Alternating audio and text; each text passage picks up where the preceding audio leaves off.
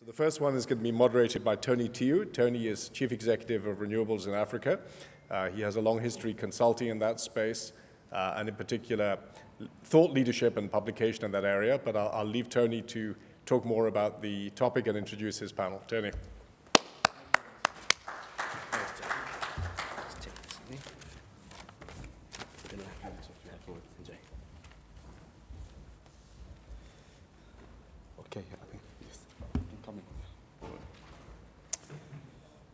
Okay, just going to give a chance to my fellow colleague just to sit, and we're going to have a fantastic conversation. So, good morning, all of you.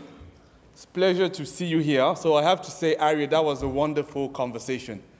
And Jonathan never mentioned to me that we're going to talk about financing for my company, Renewables in Africa. And I sat there and I looked at about 4 to 5 slides. I was like, that's wonderful news. I definitely would take it. So, I don't know if you like me, but that's the first time I have the privilege to come back to an in-person conference. I know some people are watching us online. And that's great. That's great. That's great. Why? Simply because now we have to properly dress up, right? So, because, you know, about 6 months to a year ago, you only have to dress up to here. What is beyond that, nobody knows, right? You almost have to wonder and ask the question to yourself, you know, is dressing up obsolete? So I leave it to you the chance to respond to this question.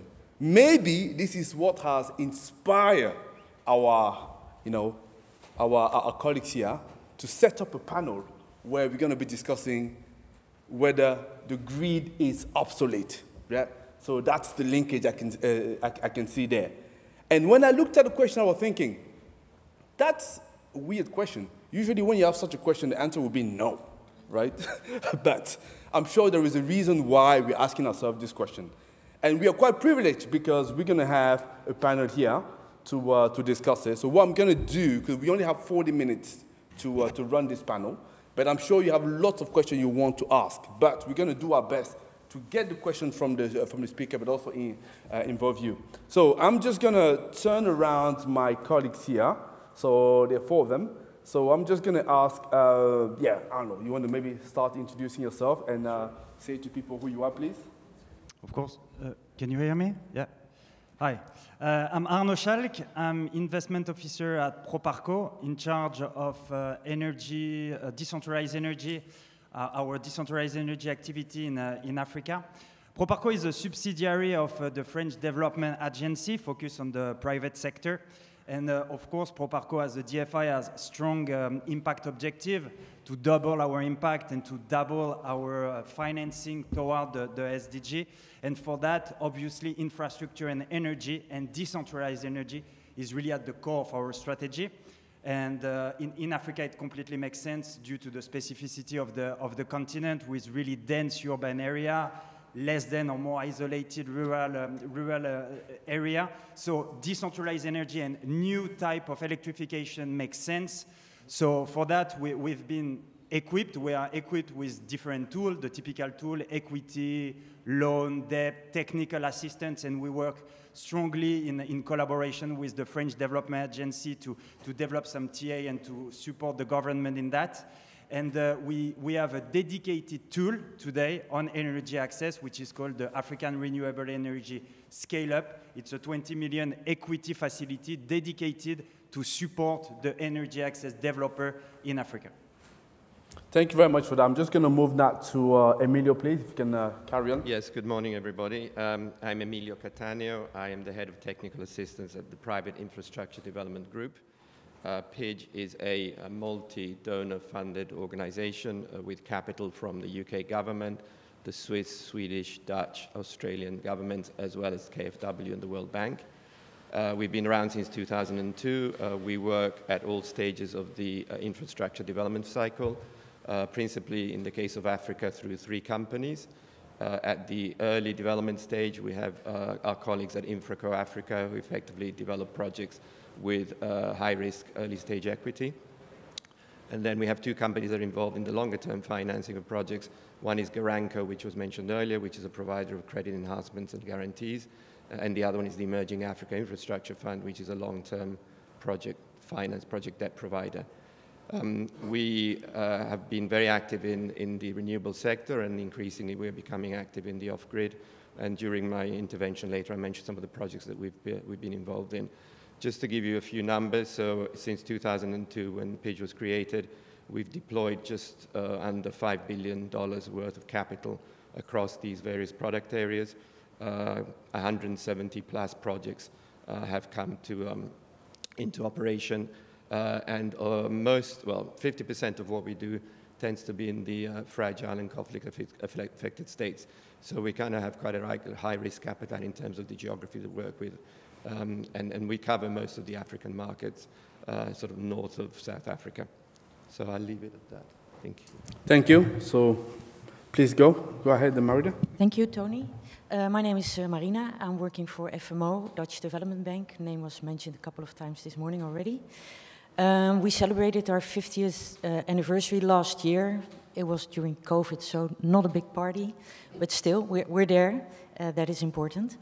We have 3 focus sectors. This is agriculture, food and water, financial institutions, and energy.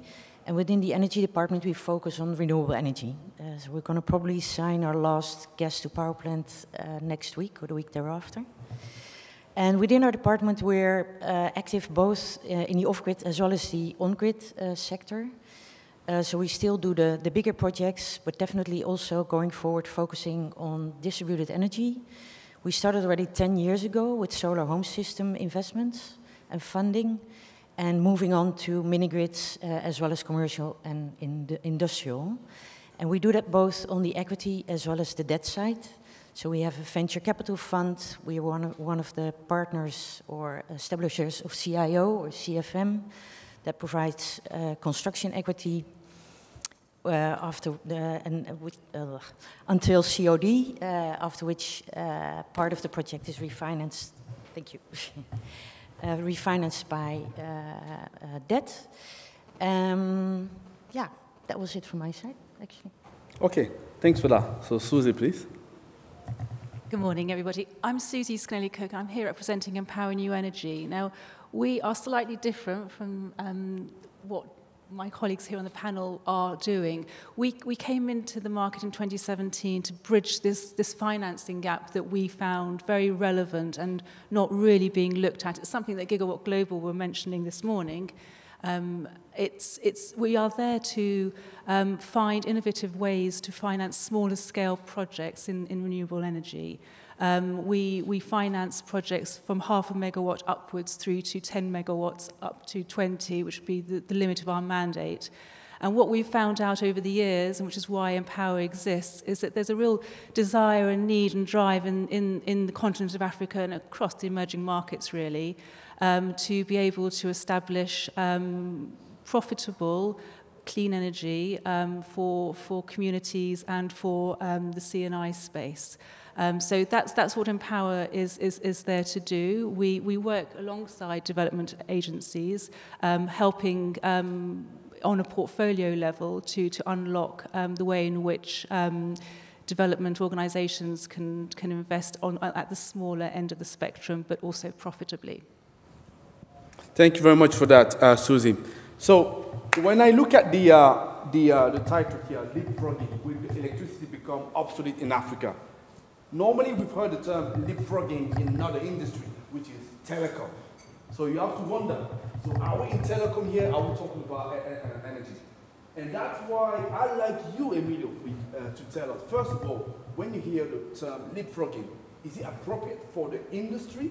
Are we looking here to replace completely the grid or just to strengthen the grid? So what's your take on it? And if you can give us maybe a couple of examples to illustrate what you're saying. Thank you, Tony. I don't think personally that the term is appropriate or applicable. I think the development of the mobile industry some years ago faced very different challenges to the ones that we see today in the off-grid market. First of all, the industry was able to rely on substantial demand created in urban centers which allowed sort of rapid development of the telecom companies and provided strong and predictable cash flows. And then using those revenues, the telecom providers as well as the telecom tower companies were able to roll out infrastructure in the more rural area, basically depending on some of the cash flows that created in cities. So the industry was actually commercially viable from the very early stage and didn't require any element of subsidy. And I think subsidy is an important word because it's something that we see a lot as being a necessity at the moment in the off-grid industry. So DFIs did provide financing to the telecom tower industry, but that was quickly replaced with private capital from bank and investors. So, so I think it is different. The reason, I think, the principal reason why there is such a difference is that unlike in the telecom sector, there is no secure off-taker for mini-grids. There is no easily forecastable demand. So projects effectively struggle to become commercial unless they can have access to subsidies, particularly in the early days. Just to give you some numbers, I mean, FCDO, one of our shareholders, is very active in Sierra Leone providing funding support through grants for the off-grid industry there, I think in the region of about $45 million. The World Bank has a large program for Nigeria to the tune of $150 million in subsidies. And we ourselves at Pidge, on a very much smaller scale, have provided both technical assistance grants as well as capital grants to the development of a number of mini-grids across the continent in areas like Sierra Leone, Kenya, and looking at projects in DRC and Rwanda.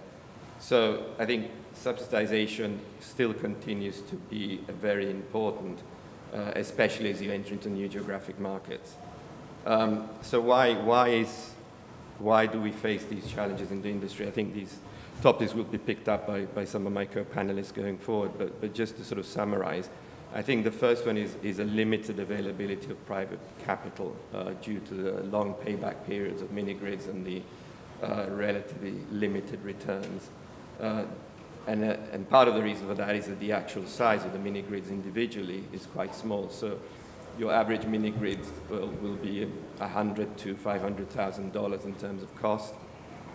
That's below the radar screen of most investors, whether institutional or private.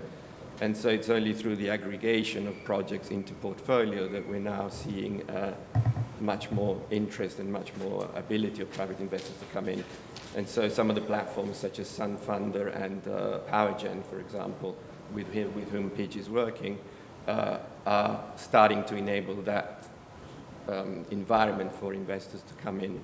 I think PowerGen now manages about 100 projects in the region, which is quite substantial. So the second point, which I alluded to earlier, is that the demand is unpredictable.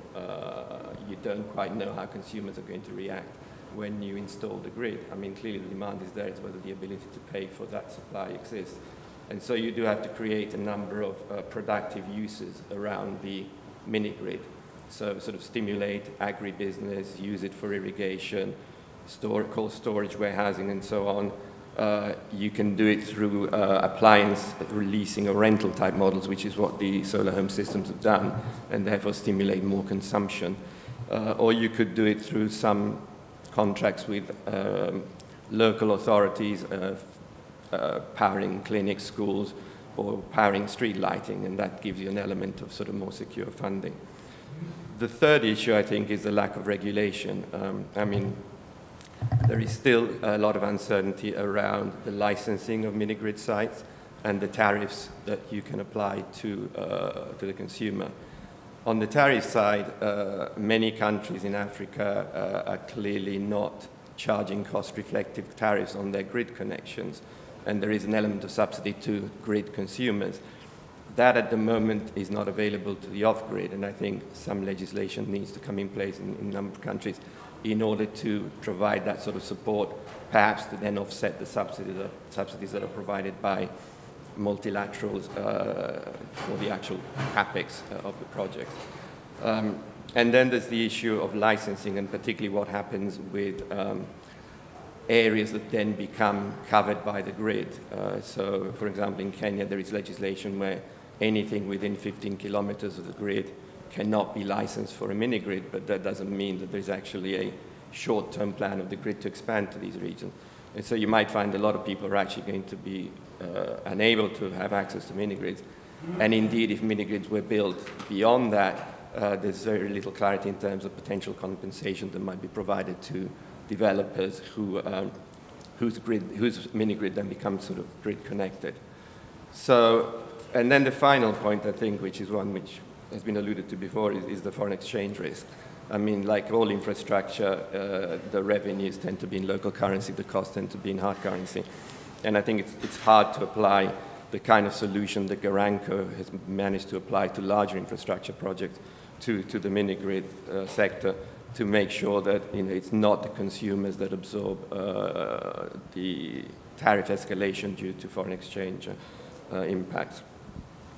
So just to say a few words about Page. So we are active both as a developer and a lender, investor in the sector. Our two InfraCo companies, InfraCo Africa and InfraCo Asia, are probably becoming one of the largest or two of the largest developers of mini-grids in their respective Asian and African geographies. We Page through InfraCo Africa, again, we're probably one of the first developers of a mini-grid on Bugala Island in Uganda. That's the Kalangala multi-infrastructure sector project. And we developed 6 years ago a 1.5 megawatt solar and battery and hybrid grid there. And it's on the back of some of that experience that we've actually started to also look to develop mini-grids ourselves over the last 3 or 4 years. We're looking, as I said earlier, in projects in Sierra Leone, Kenya, Rwanda, DRC, and elsewhere. So just to complete with an example, we are working in Sierra Leone with PowerGen. Sierra Leone has a rural rate of electrification which is just under 5%, one of the lowest in sub-Saharan Africa. The government is very committed to renewables and particularly is supporting off-grid as part of their energy action plan. And we have been able to, again, supported by some of the FCDO funding I mentioned earlier, to develop a portfolio, are developing a portfolio of about 12,500 connections, $7 million of equity invested by InfraCo Africa at the very early development stage alongside PowerGen. And we hope that those mini-grids are scheduled to go become operational towards the end of this year, early next year. The bulk of that power, 80% or so, will go to consumer, and the rest is very much destined to these productive uses that I mentioned earlier. So as a conclusion, I don't think that the off-grid and on-grid models will, I think both will survive. I think both are very relevant.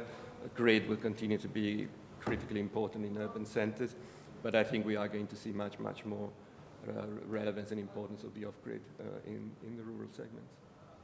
Thanks for that, Emilio. So I think you mentioned a number of points here. I'm sure we're going to come back to that in a minute. But I just wanted to stop a minute and say that our company, Renewables in Africa, our vision, what we see, is to have a fully electrified continent by 2040. Why 2040? Because realistically speaking, I don't... Thank you very much. Now you can hear me better? I think that's okay. Okay, so I was saying that our vision is to electrify Africa by 2040. Why 2040? Because I personally don't believe that 2030 is doable. That's our personal goal. But if we say that, it's good to put things into context, because we say 600 million people are unelectrified. What does that mean? For example, if we say that we need to reach that by 2030, that we have less than 10 years, that means every year we need to electrify 60 million people.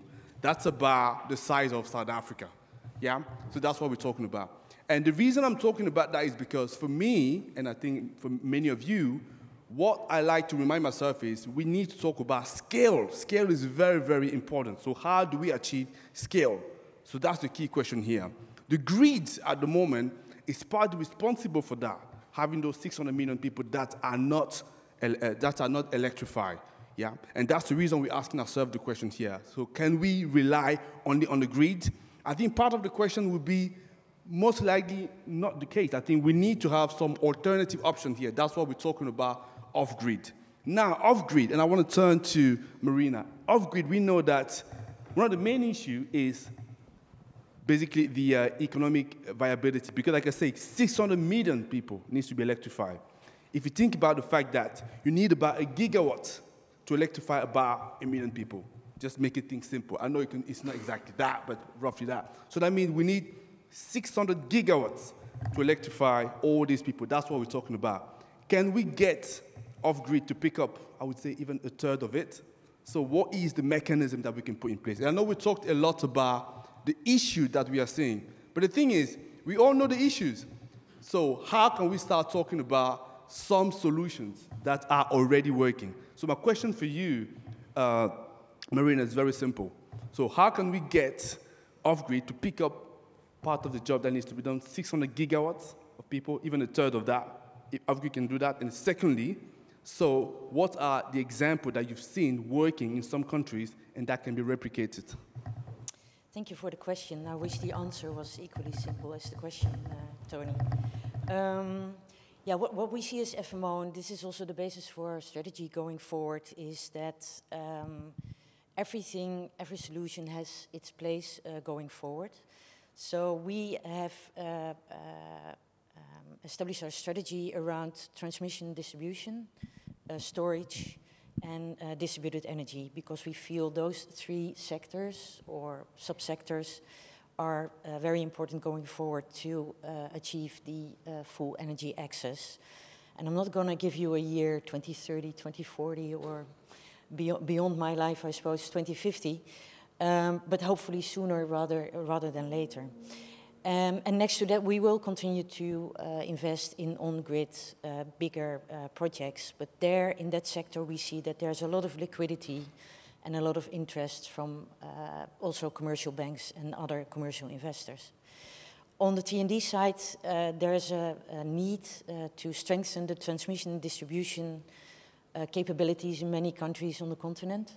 And one example is Uganda. So Uganda, from a generation perspective, is at par with the demand.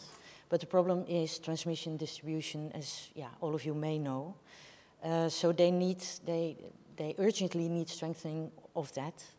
One of the issues there is that T&D by nature is a public sector play, and FMO and also other development banks are a private sector play. So we need to find a solution there. But we do see that also the Ugandan government is thinking about how to privatize their T&D sector. So we're gonna get there. It will take time, but we're gonna get there.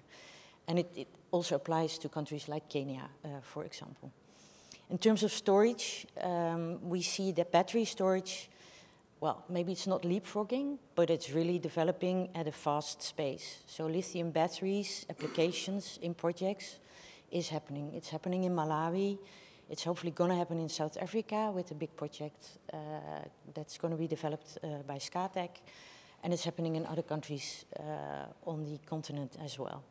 Hydrogen, obviously, the word, I suppose, these days.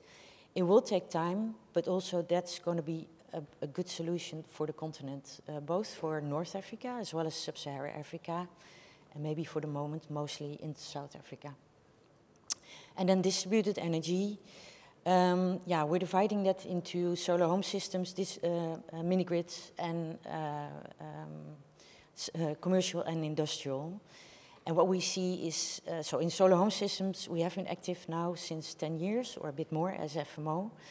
This market is still early stage, but you do see companies now becoming profitable and becoming a play for commercial banks. Like an example of that is M-Kopa, where they're raising a lot of money, and one of the commercial banks, South African commercial banks, is heavily involved in that fundraising. Mini-grids, very much at the start, and what is needed there are a lot of subsidies. I think to make it happen, you need 40, 50, maybe even sometimes 60% subsidies. And that can be in many forms, right? In terms of CAPEX or governments providing the grid connections. You can think of a lot of solutions there. And in the mini-grid space, it has been mentioned by you, Emilio, Nigeria, Sierra Leone is happening.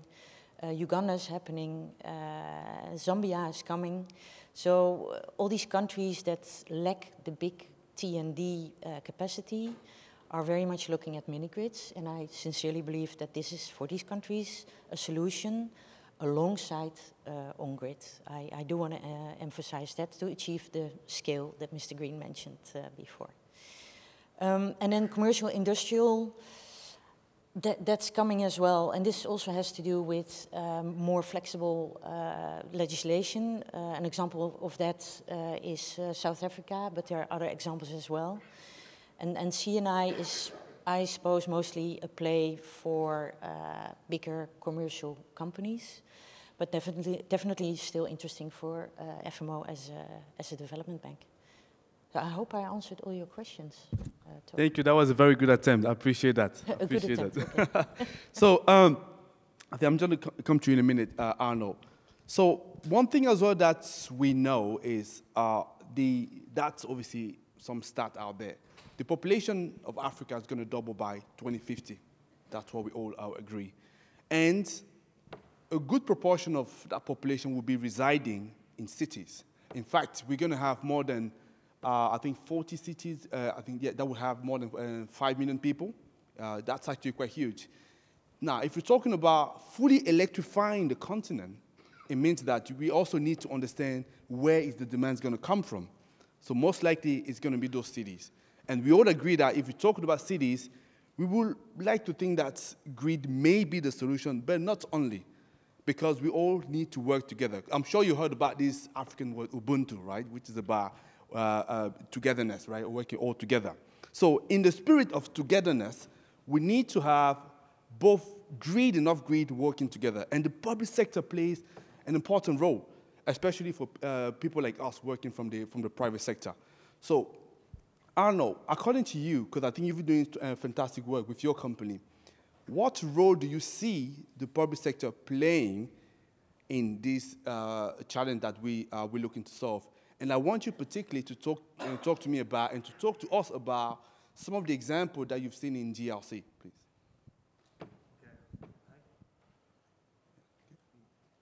Yeah, working now. Yeah, okay.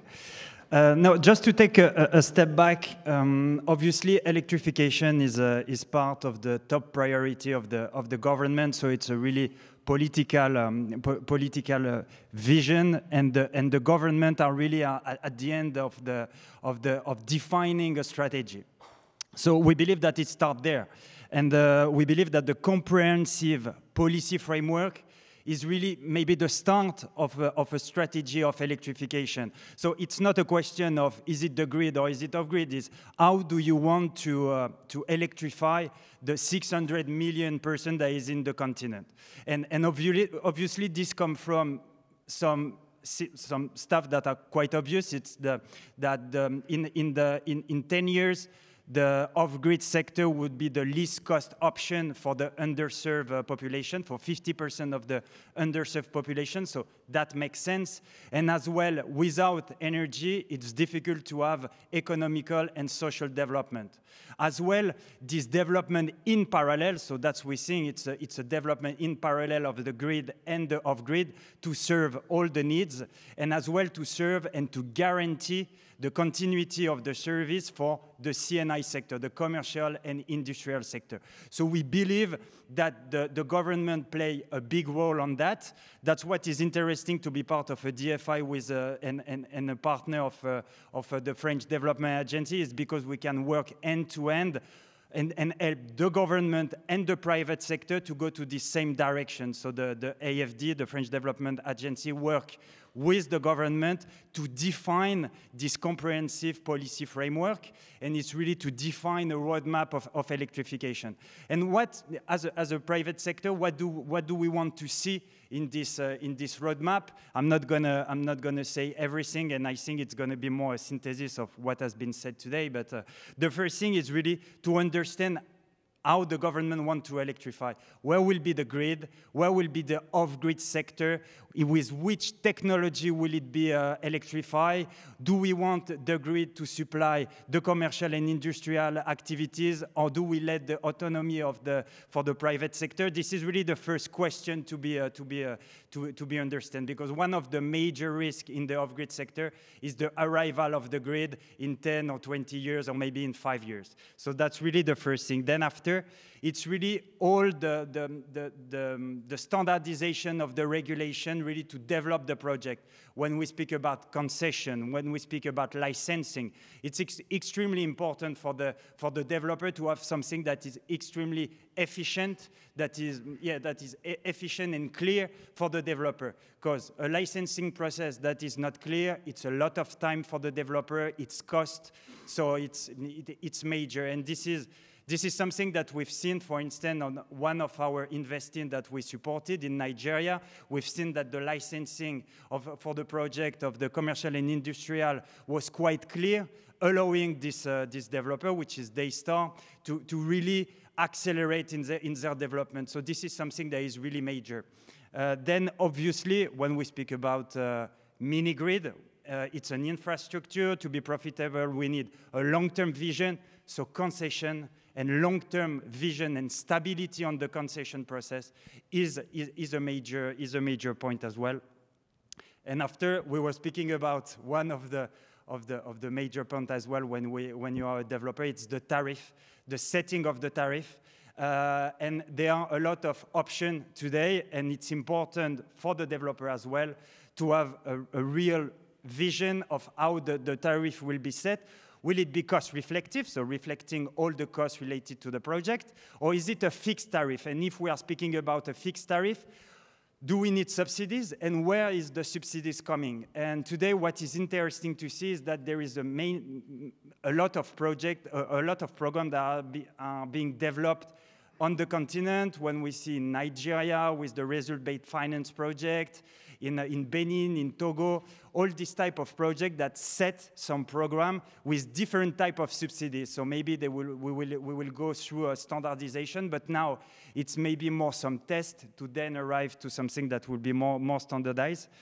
And yeah, just to illustrate that, I think it's interesting to see one of the country, which is DRC. DRC, we are supporting a mini-grid developer. It's one of the biggest mini-grid developer in Africa, or they develop one of the biggest mini-grid in Africa, which is called Nuru in Goma.